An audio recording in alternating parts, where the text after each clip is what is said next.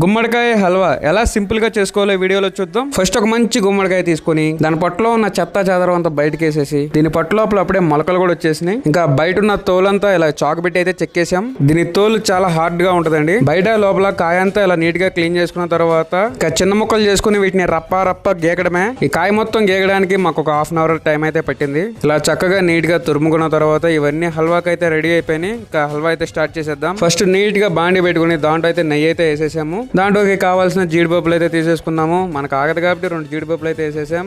ఇంకా జీడిపప్పులు ఇలా గోల్డ్ కలర్ లో వచ్చేదాకా వేపుకున్నాం. ఆ తర్వాత అదే నెయ్యిలో ఇందాక తురుము పెట్టుకున్న గుమ్మడికాయ తురుము అయితే దాంట్లో వేసేసాం. మొత్తం చూడడానికి గుమ్మడికాయ తురుములా లేదు, ఇది కర్బూజా తురుములా ఉంది కదా. ఒక 10 మినిట్స్ తర్వాత ఇలా తిప్పుకుంటే మన తురుము అయితే ఇలా అయింది. దీంట్లో పంచదార అయితే యాడ్ చేసాము ఆఫ్టర్ 10 మినిట్స్. మరలా ఒక 10 మినిట్స్ మొత్తం తిప్పుకున్న తర్వాత ఈ హల్వా అయితే దగ్గర పడింది. దీంట్లో మనం కొంచెం యాలక్కాయ పొడి అయితే వేసి మొత్తం తిప్పేసాము. స్మెల్ అయితే అద్దరిపోయింది. ఒక 2 మినిట్స్ అయిన తర్వాత వేడి పాలు అయితే ఈ హల్వాలో అయితే వేసాము.